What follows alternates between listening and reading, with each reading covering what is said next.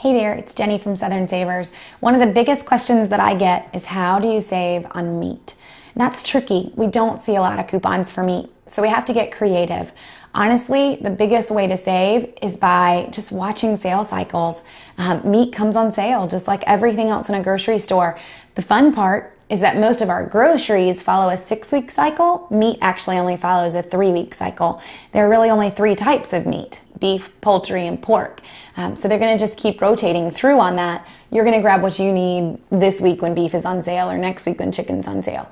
I wanna get enough to last me until it's on sale again, but I don't need a ton, 3, maybe 4 weeks max. A few other things to realize: meat does tend to also be seasonal. I am not going to see spiral cut ham on sale except for Easter, Thanksgiving, and Christmas. I'm also not going to open up my July 4th ad and look for chicken. I'm going to look for hot dogs, and I'm going to look for hamburger. And most of you already know that, but you just got to think about it. So when I'm planning my meals on July 4th, I'm not going to go London broil and veal. I'm going to go basic based on what the meat that's going to be on sale that week. Now, a few other bigger tips. Be your own butcher. A lot of times you're going to see the store put a roast and steaks on sale the same week. Guess what? A lot of times it's even the same cut, but they're going to charge you more for those steaks. You buy that roast and you cut it up yourself. Or in some stores, they have a butcher right there who will cut it up for you, but not charge you more.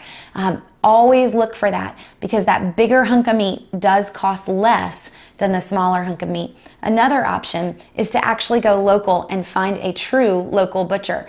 Most of us, when we think going local, we think expensive, but actually a local butcher, most of their prices are going to beat a grocery store price on a number of things, plus it's better cuts of meat.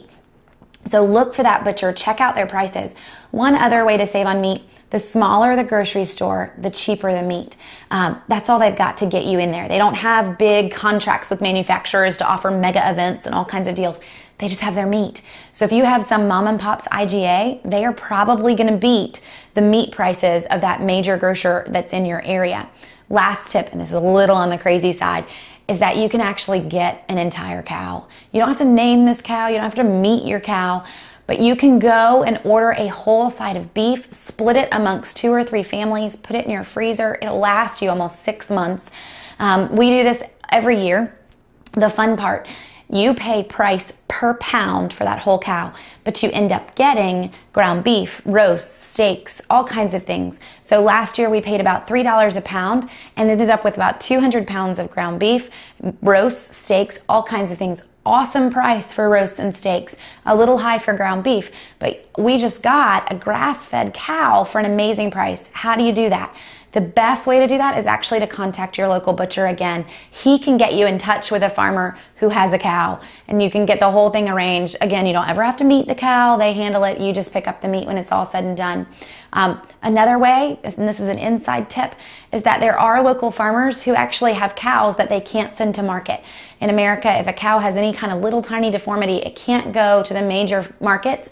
It can still be processed in a local butcher. So it's almost like we want to find a cow scratch and dent sale, but they do exist. I just want to call around and see what I can find. You'll be amazed what's out there and how much you can save. So get together with some friends and get creative, but it's a huge way to save. So on top of all of that, the other big thing to do is remember to add things in your cart that make you money. So if I can add something, I might not even need it, but I make 20 cents to buy it, that's 20 cents off my meat.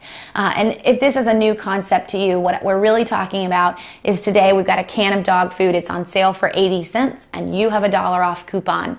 You're gonna make 20 cents to buy that can of dog food. Buy the dog food. I don't even have a dog, but it's 20 cents off my steak or off my hamburger. If I add a couple other things in the cart like that, I just took off $1. So all kinds of ways to save. The biggest being buy it when it's on sale, buy it in a smaller grocery store, and go local if you can.